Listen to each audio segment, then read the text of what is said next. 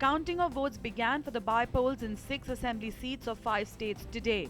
By-elections were held on Saturday, including for Radhakrishnan Nagar seat in Chennai, where Chief Minister Jayalalitha is in the fray.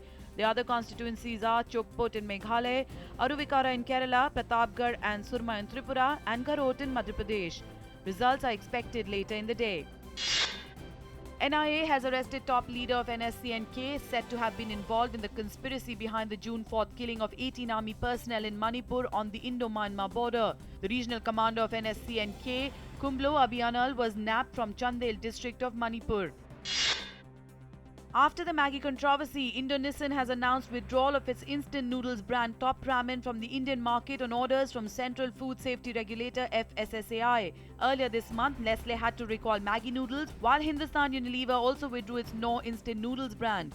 On June 8th, FSSAI had come out with the advisory on product safety testing of all instant noodle products in India.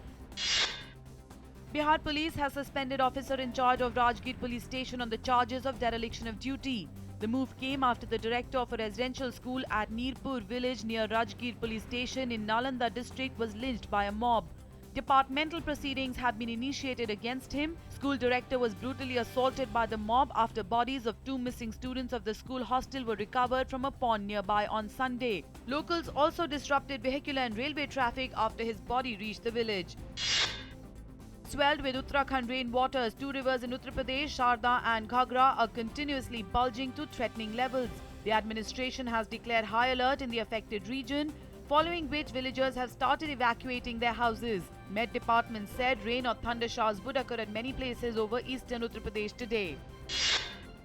In Kanpur, Uttar Pradesh roadways bus overturned, killing 2 passengers and a half a dozen injured passengers were admitted to a government hospital for treatment. The bus was moving from Lucknow to New Delhi. Passengers said the driver was driving recklessly. Tight security arrangements have been placed by the authorities for the annual Amarnath Yatra, which begins on 2nd July. The army and security forces are taking no chances and they have deployed large number of paramilitary forces en route the holy cave from both sides. Checkpoints made to avert untoward incidents and special dog squads by army have been deployed to locate any improvised explosive devices planted by militants en route the Yatra track. Greek Prime Minister Alexis Tsipras said on Monday he would respect a potential Greek decision to stick to the path of austerity as prescribed by foreign creditors, but his government would not be the one to carry it out. Responding to speculation he will have to resign if Greeks vote in a July 5th referendum to accept a reform for aid deal that he has already rejected, Tsipras said that the decision is in the hands of the Greek people. The interior ministers of the UK, France and Germany, accompanied by their Tunisian counterpart, called for stepping up of international anti-terrorism cooperation. They said they needed to work with the Tunisian government to step up the fight against terrorism to prevent such incidents happening in future. China on Monday hosted the signing ceremony of the Asian Infrastructure Investment Bank. Delegates from 50 countries signed articles that determined each member's share in the bank's initial capital. The UK, Germany, Australia and South Korea are among the founding members. Japan and the US are the most prominent countries not to join. The AIIB, which was created in October by 21 countries led by China, will fund Asian energy, transport and infrastructure projects. A car bomb claimed by Islamic State exploded in the Yemeni capital Sana'a overnight on Monday, wounding over 28 people. People had gathered to mourn another attack earlier this month. In a statement posted online, Islamic State claimed responsibility for the blast, saying it had targeted the area out of revenge for the Muslims against the Houthi apostates. On the first day of Wimbledon Tennis Championship in London on Monday, Serena Williams of the US beat Gasparyan of Russia in the first round of the women's singles event. In another women's singles match, Azarenka beat Konafteveit in straight sets in the first round. In the men's singles event, defending champion Djokovic beat Koshishaiba in straight sets.